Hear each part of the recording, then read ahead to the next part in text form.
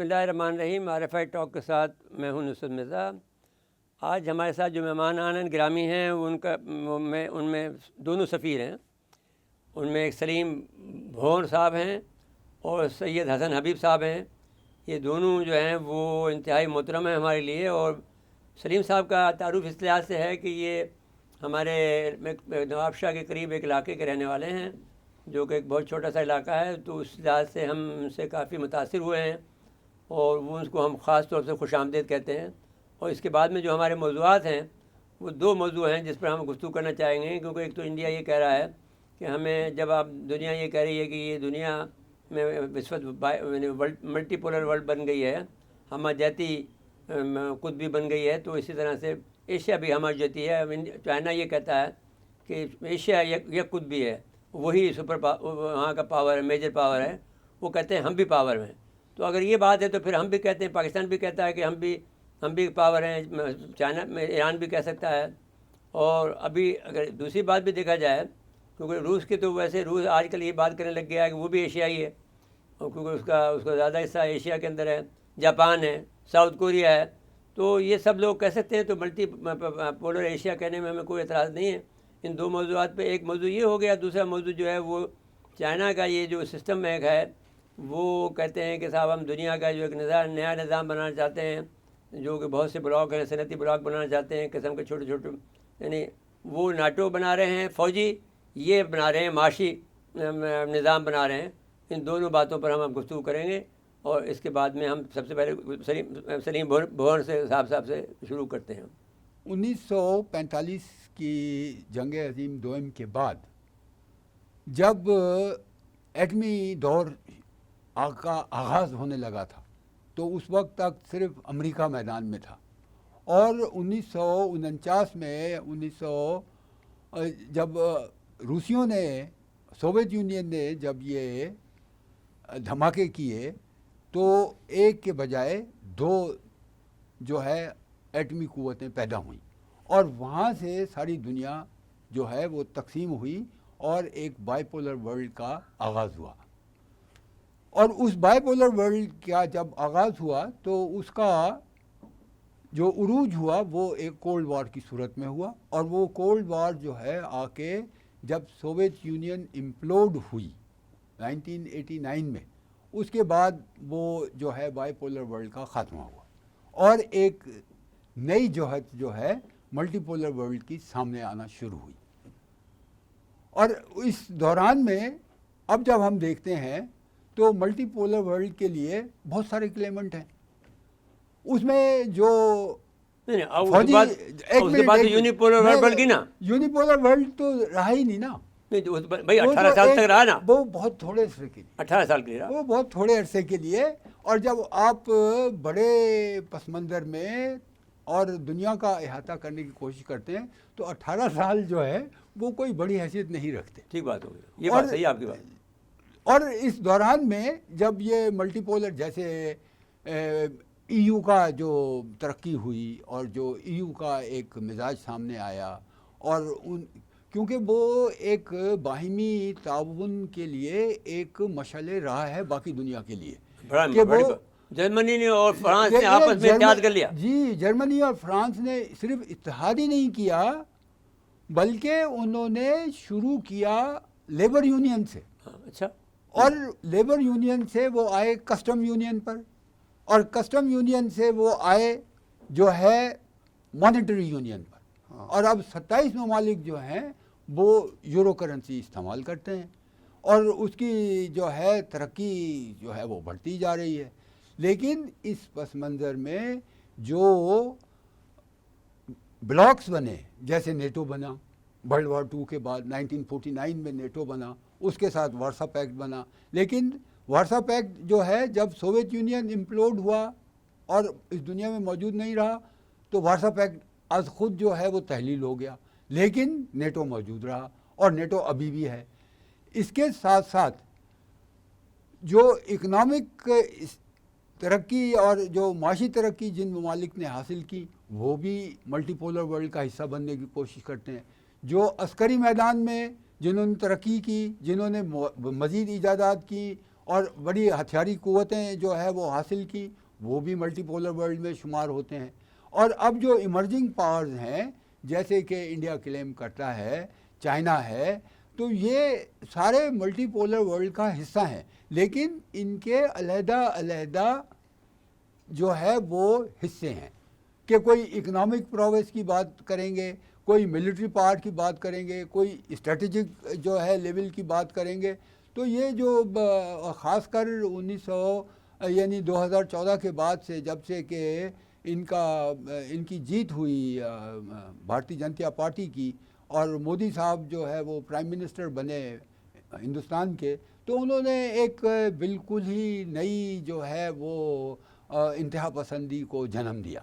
اور اس انتہا پسندی میں وہ ایک زوم کا شکار ہوئے ہیں کہ وہ ایک بہت بڑی طاقت ہیں، حالانکہ ان کے مقابلے میں اور بھی بہت ساری طاقتیں ہیں جو کہ یہی جو ہے وہ دعویٰ کرتے ہیں کہ جی ہم ملٹی پولر ہیں اور ہم جو ہے وہ ایمرجنگ پاور ہیں. تو اس میں ہم نے اپنا راستہ بنانا ہے کہ ہم کہاں ہیں.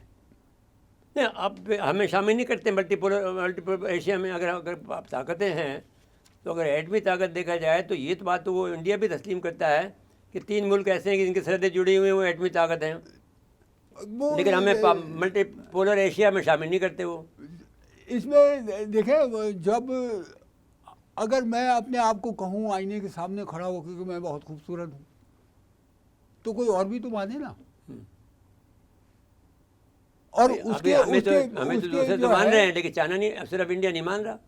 وہ انڈیا کے ساتھ تو ہمارا پہلے دن سے ہی تعلقات ہمارے کوئی اتنے اچھے تو نہیں رہے 1947 آن ورڈ. ہاں، ان کی منظبیر کو ہم نے، اور انہوں نے وہ جو کہتے ہیں ہماری ماتا دھرتی کو آپ نے توڑا.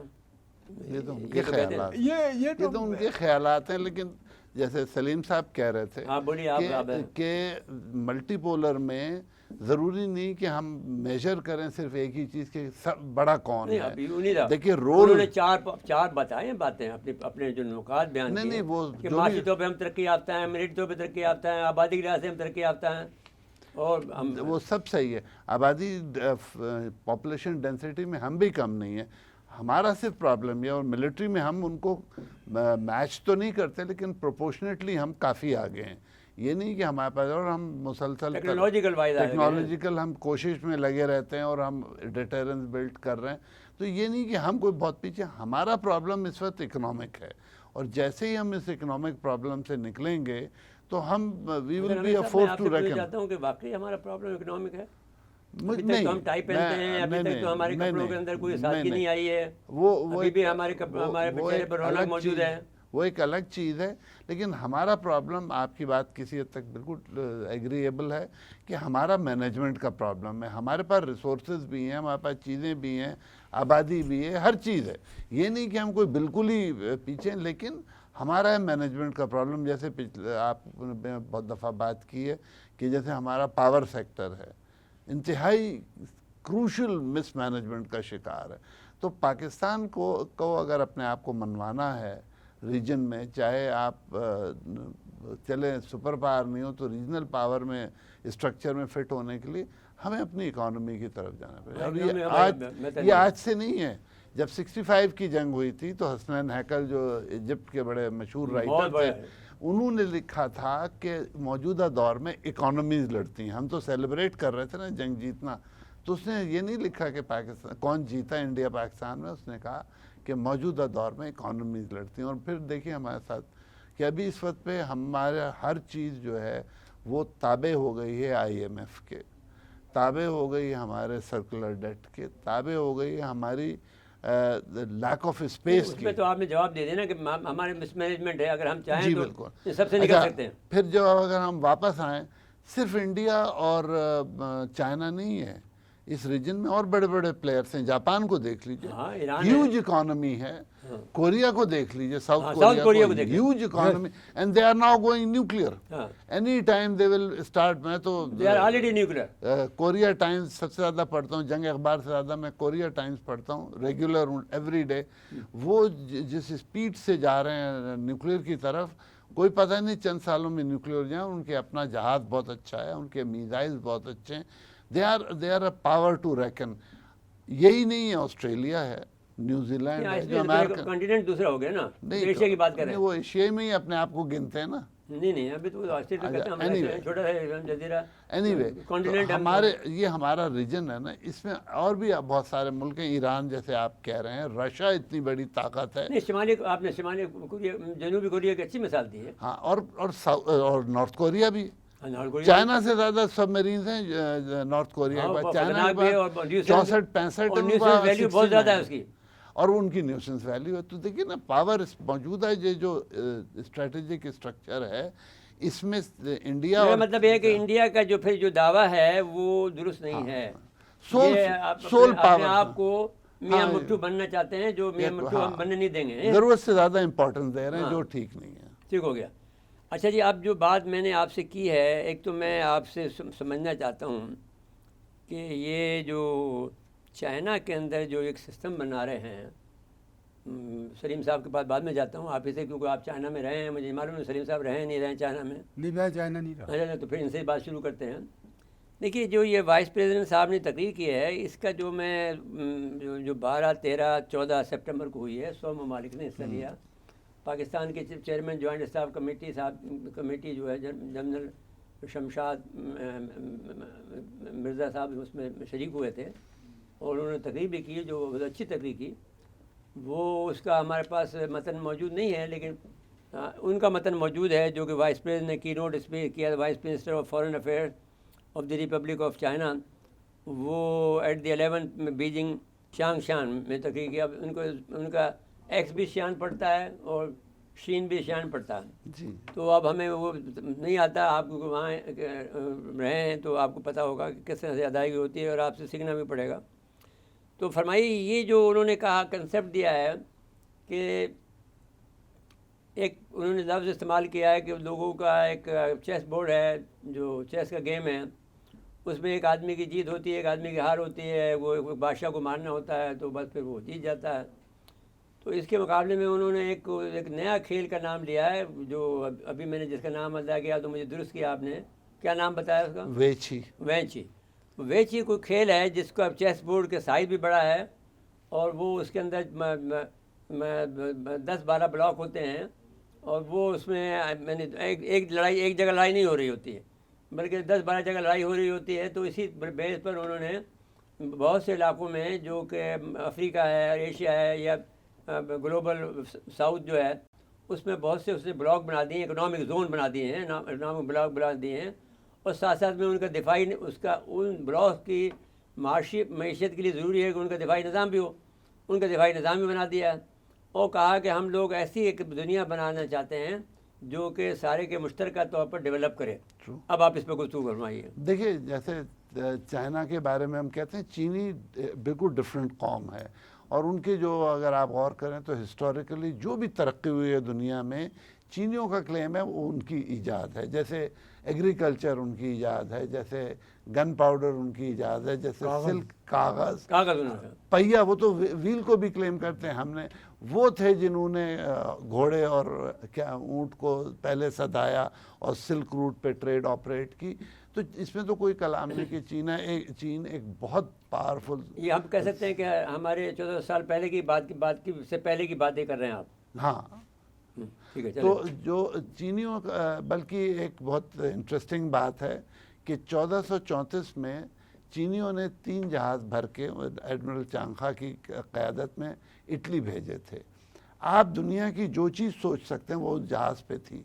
نقشے تھے, آسمان کے نقشے تھے, سمندر کے نقشے تھے, آلات تھے. تو یہ گفٹ تھا, کیوں بھیجا تھا ان کو اٹلی کو؟ تحفہ. اور چینیوں کا کلیم یہ ہے کہ جو اٹیلین رینیساں ہے, بعد میں جو یورپ کے رینیساں میں کنورٹ ہوتا ہے, اس میں چینیوں کا کنٹریبیوشن تھا. اس میں بچوں کے کھلونے تک تھے, اس حد تک تھا. 3 جہاز بھر کے یہ گفٹ گیا تھا چائنا سے. تو چین کا تو ایک خاص مزاج ہے, ایک خاص سویلائزیشن ہے, ان کے اپنے کھیل ہیں. جیسے شیانگچی ہے, وہ اس طرح سے چیس سے مختلف ہے کہ وہاں آپ مار پیٹ میں نہیں جاتے, آپ بس دشمن کو روک رہے ہوتے ہیں. اور وہ بھی کہتے ہیں, ہاں, اس میں بھی کہا وہ کہ ہمارا جو ہے آفینسو نہیں ہوگا, یہ ڈیفینس سسٹم, یہ ڈیفینس ہی ہوگا. اور یہ اگر آپ کو زیادہ اس کے بارے میں پڑھنا ہے تو کسنجر نے اپنی کتاب آن چائنا میں اس کو خاص طور پہ مینشن کیا ہے چیس اور ویچی کے ڈفرنس کو. تو پوائنٹ سارا یہ ہے کہ کتاب کا نام کیا ہے؟ آن چائنا، آن چائنا، ہنری کسنجر کی. تو پوائنٹ سارا یہ ہے کہ چینی جو ہیں وہ بجائے اس کے کہ فل اسکیل وار پہ جائیں، بجائے اس کے کہ وہ دنیا میں زبردستی ویپنائزیشن کریں، وہ چاہتے ہیں کہ معاشی ترقی ہو اور اس اسٹرکچر کی حفاظت کے لیے ایک جوائنٹ جو ریجن کے ملک ہیں ان کی ایک فورس ہو، وچ از اگر آپ غور سے دیکھیں تو نیٹو کا اسٹرکچر ہے یہی کہ آپ اکنامک کئی نیٹو بنا رہا ہے وہ. ہاں، تو اب آپ بجائے وہ اس میں آپ اکنامک ترقی پہ توجہ دیں، ویپن کو ذرا کم پہ لے آئیں اور آپ سب پڑوسی مل کے اپنا ایک دفاعی اسٹرکچر بنائیں جس میں چین ان کی مدد کرے گا. اب چین کو کیا فائدہ ہوگا؟ چین کو فائدہ یہ ہوگا کہ جو ایک ملک اپنے آپ کو سول سپر پاور ڈکلیئر کرنا چاہتا ہے امریکہ کے لیے مشکلات پیدا ہوں گی. کہ اب پتہ چلا کہ ایک اسٹرکچر افریقہ میں بن رہا ہے، ایک سینٹرل ایشیا میں بن رہا ہے. سینٹرل ایشیا میں تو اب غور سے دیکھیں تو آلریڈی ایس سی او بن رہا ہے، روس آلریڈی. نہیں، وہ اس نے ذکر کیا ہے اس میں کہ ہم نے اس کے لیے ایک ہمارے پاس ایس سی او بن گئی، ایک تنظیم بن گئی ہے جو کہ ایک غیر سیاسی تنظیم ہے جو کہ دفاعی تنظیم نہیں ہے، لیکن سیاسی تنظیم ہے جو کسی وقت بھی دفاعی تنظیم میں تبدیل ہو سکتی ہے. اچھا، اسی طرح اور افریقن وہ یونین بینک ان کا ڈبل بینک ہے، برکس ہے، وہ ساری چیزیں انہوں نے ساری ریفرنس دیا اس بات کا. ٹھیک ہے نا. تو میں بھی اس طرف آ رہا ہوں کہ اب پوائنٹ یہ ہے کہ دفاعی اس میں آپ پڑوسی سے لڑ نہیں رہے، آپ جوائنٹ ڈیولپمنٹ کی بات کر رہے ہیں اور اس ڈیولپمنٹ کے پروٹیکشن کے لیے جوائنٹ ڈیفنس کی بات کر رہے ہیں. تو یہ this will be a very very cost effective idea اگر یہ اس کو چل سکتا ہے. چائنا آلریڈی افریقن یونین کے ساتھ بہت کلوزلی کانٹریکٹ ہے اور اس میں ٹرانسپورٹ پہ زور ہے، اس میں کنیکٹیوٹی پہ زور ہے اور ریلوے پہ آلریڈی چین نے بہت کام کیا ہوا ہے افریقہ میں اور دوسری چیزیں. تو آل ان آل اگر آپ دیکھیں تو چائنا جو ہے وہ ریجنل ڈیولپمنٹ اور کامن ڈیفنس پہ کام کر رہا ہے. اچھا، میں یہ کہوں کہ اگر فرض کر لیجیے کہ امریکہ کو یہ باتیں ساری پتہ ہیں اور وہ کاؤ بوائے ہیں، وہ ان کو رون ڈالیں، کیونکہ آپ کو یہ بات معلوم ہوگی، یاد ہے کہ تاریخ یہ کہتی ہے کہ جو بھی ظالم آدمی ہوتا ہے وہ حکمران ہو جاتا ہے آخر کار میں. چنگیز خان کو دیکھ لیں، ہلاکہ خان کو دیکھ لیں، اس کو دیکھ لیں، سکندر اعظم کو دیکھ لیں، کسی کو بھی دے لیں، وہ جو بھی جس نے بھی زیادہ ظلم کیا وہ حکمران بن گیا. امریکہ نے کبھی دیکھ لیجیے کہ امریکہ نے دو ایٹم بم مارے ہیں، دنیا کے سپر پاور بن گیا. اب بتائیے اگر یہ دفاعی نظام جو یہ بنا رہا ہے چائنا، اس کو بناتے بناتے بھی ابھی 10 سال تو لگیں گے. نہیں، 30-40 سال لگیں گے. 10 تو بہت ہی ایمبیشس ہے. نہیں، میرے خیال میں 10 سال میں بنا لیں، کیونکہ 35 میں عرض کروں. جی آپ بولیے. اس میں جو صورتحال ہمارے سامنے ہے اور جس کا ہم سب بڑی سنجیدگی سے مطالعہ کرتے ہیں کہ ایک جو مروج جو طاقت ہوتی ہے جیسے امریکہ کی رہی ہے ورلڈ جنگ عظیم دوم کے بعد اور اس کے سوویت یونین کے ختم ہونے کے بعد، جو حیثیت امریکہ نے حاصل کی چائنا کی ترقی سے، وہ خائف رہتے ہیں اور ان کو اندیشے اٹھتے ہیں. کیونکہ کون سی ترقی سے؟ اس کی معاشی ترقی سے، اس کی صنعتی ترقی سے، اس کی جو ہے دفاعی صلاحیتوں سے، ایمرجنگ ٹیکنالوجی سے زیادہ ہے، ایمرجنگ ٹیکنالوجی سے، اس کی انفراسٹرکچر ڈیولپمنٹ سے، کہ جو انہوں نے جو چائنیز نے جو اپنے ملک کی اثر نو تعمیر کی ہے اور جو خیرہ کن ترقی انہوں نے حاصل کی ہے، یہ امریکی اس سے خوف زدہ رہتے ہیں. لیکن آپ دیکھیں کہ امریکہ نے ابھی تک کوئی ایسا قدم نہیں اٹھایا جس سے امن میں خلل پیدا ہو، جیسے کہ ون چائنا پالیسی. ابھی بھی ان کے پریزیڈنٹ، امریکہ کا پریزیڈنٹ ون چائنا پالیسی کی بات کرتے ہیں اور وہ کسی بھی قسم کے تصادم کے خلاف ہیں دونوں ممالک اس وقت. لیکن یہ جو اندیشے ہوتے ہیں بین الاقوامی طاقتوں میں، وہ ہمیشہ رہیں گے جب ایک کیونکہ کوئی بھی اب دیکھو تائیوان میں تو کر رہا ہے، دیکھیں چائنا کی بات تو کر رہے ہیں لیکن تائیوان کا تو ملک نہیں کرنے دے رہا. وہ یہی تو اس کا جو ہے نا، یہی تو باعث تشویش ہے کہ وہ جو ان کی قیادت ہے، جو ان کی سیاسی قیادت ہے، وہ ایک یہ بھی کہتے ہیں کہ ہم ایک ون چائنا پالیسی پہ یقین رکھتے ہیں. انہوں نے جو ہے کوئی ہانگ کانگ، مکاؤ اور ان جگہوں پر کوئی مشکل جو ہے چائنا کے لیے کبھی کوئی پیدا نہیں کی، اور ان کے جو تجارتی تعلقات ہیں وہ بھی اپنی جگہ پر قائم ہیں. اور اس وقت بھی دنیا میں سب سے بڑا لینڈر امریکہ کا وہ بھی چائنا ہے. ہاں اور ان کے باہمی تعاون میں چپکلش ضرور ہوتی ہے، مقابلہ بازی ضرور ہوتی ہے، لیکن تصادم والی فضا نہیں ہے. وہ خود بھی جو بائیڈن نے کہا کہ چین جو ہے وہ توسیع پسندانہ پالیسی نہیں رکھتا. یہ چائنا بار بار سب کو کہتا ہے. نہیں انہوں نے تسلیم کر لیا، انہوں نے بھی تسلیم کیا، تسلیم کیا ہے کہ ان کا ارادہ نہیں ہے کہ ہم توسیع پسندانہ پالیسی. لیکن جو ایمرجنگ پاور کا ایک انڈیا ہوتا ہے اس سے امریکی خائف رہتے ہیں. نہیں دیکھیے بات یہ ہے، صرف امریکی ابھی نہیں، سارے دنیا میں ہمیشہ رائزنگ پاور پرابلم کریٹ کرتی ہے، نہیں بتلائیے چاہے جاپان کی ترقی ہو. ہاں ابھی بھائی ایک بات سن لیجیے. دیکھیے انڈیا نے سب سے بڑا پنگا یہ لیا، خام خواہ کا پنگا، کہ اقصائی چین کو ڈکلیئر کر دیا لداخ کا حصہ، جو کبھی رہا نہیں تاریخ کے اندر. ٹھیک. اب انہوں نے یہ جو لڑائی ہوئی ہے ایل او سی پر، وہ نقشہ جاری کرنے پہ ہوا ہے. اب بحث یہ کر رہے ہیں کہ صاحب ہمیں جو جے شنکر بھی جب ابھی گئے امریکہ میں اور ایشیا سوسائٹی سے خطاب کیا ہے، تو اس میں انہوں نے کہا ہے کہ صاحب ہمارے ساتھ دو پرابلم ہیں کہ ایک تو نارملائزیشن ہو، پیٹرولنگ کا سسٹم ہو. یہ بیان نہیں کیا کہ آپ جو ہے ان سے پنگا کیوں لے رہے ہو اقصائی چین کا اپنا حصہ بنا کر، جس کے بعد میں انہوں نے پھر مداخلت شروع کی. انہوں نے ویسٹرن کمانڈ بنا دی ہے، تاکہ آپ ظاہر ویسٹرن کمانڈ جب آپ بناتے ہو تو اس میں تو بڑی فورسز لاکھوں آدمی پی ایل اے کے بن گئے ہیں. اچھا یہ تنظیم جو ہے، یہ جو کانفرنس کی ہے، یہ پی ایل اے کی طرف سے ہوئی ہے. جی جی، یہ ایسا نہیں ہوئی ہے کہ کوئی سویلین نے کی ہو، یہ پی ایل اے نے کی ہے. یہ دنیا کی واحد تنظیم ہے جو کہ پی ایل اے کی طرف سے ہوتی ہے، اور پی ایل اے کہتی ہے کہ صاحب ہم اس نظام کے محافظ ہیں. جی اب آپ فرما لیجیے، ہم وائنڈ اپ کر رہے ہیں بات کو. دیکھیے یہ پی ایل اے کی ہے اور بالکل ہے، اور چائنا اس وقت پوری کوشش میں ہے کہ کسی طرح سے جو ورلڈ کا اسٹریٹجک اسٹرکچر ہے وہ وار پہ نہ کرے، کیونکہ اس وقت چین کے لیے اگلے 20-30 سال بہت امپورٹنٹ ہیں. اس وقت اگر آپ امریکہ کی جو نیول فورس ہے اس کے مقابلے میں چین بہت دور ہے.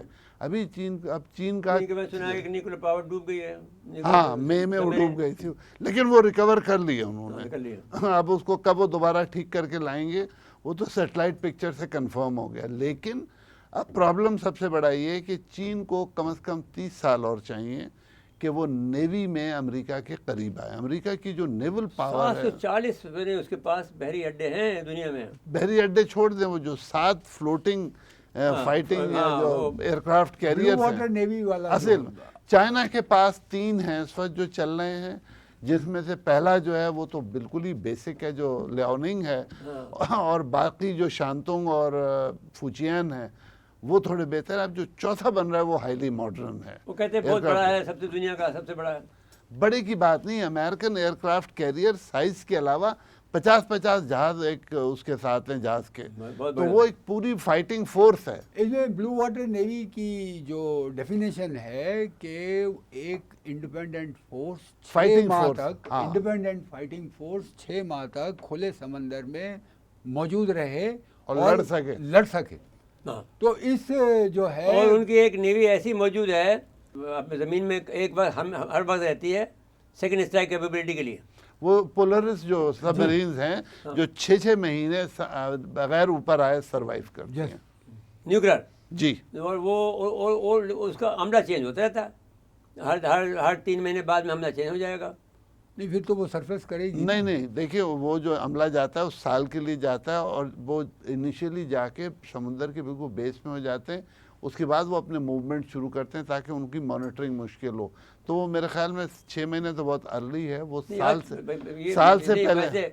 ویسے امریکن رول یہ ہے کہ وہ 3 مہینے بعد آدمی چینج کرتے ہیں ہر جگہ پر. پولرس کا نہیں ہوگا. جو میں نے دیکھا امریکنوں کے ساتھ رہ کر وہ تو یہی دیکھا نہیں ہے. وہ ہوگا لیکن یہ جیسے سیکنڈ اسٹرائک کیپیبلٹی والے میں 6 مہینے میں چینج نہیں کر سکتے. اینی وے یہ ہو سکتا ہے. دوسری نیوی ایک دوسری عبدل چلی جاتی ہوگی, وہاں سے دوسرا اسٹاف چلا جاتا ہوگا, اس میں آ جاتا ہوگا, کیا ہوگا. اینی وے یہ لیکن بس یہ تو وہ 6 مہینے دیکھو سمندر کے رہنا پاگل ہو جائے گا آدمی.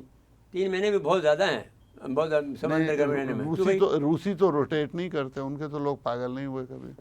ہے نا ابھی تک کہاں ان کے پاس ابھی تک روسیوں نے کوئی بڑا کارنامہ انجام نہیں دیا. نہیں لیکن یہ کہ سب اچھا جناب آپ اجازت دیں تو میرے خیال میں ہم نے کنکلوڈ کر لیا کہ آپ نے فیصلہ یہ کیا ہے کہ ابھی امریکہ کے مقابلے میں آنے کے لیے چین کو 30 سے 35 سال 30 سے 35 سال کا. جناب آپ کا سلیم بھونر صاحب, آپ کا بہت شکریہ کہ آپ نے وقت دیا, اور آپ کے ساتھ میں یہ وعدہ رہا کہ ایک بڑی تفصیلی صرف آپ کے ذات کے اوپر, آپ کے قبیلے پر ہم گفتگو کریں گے.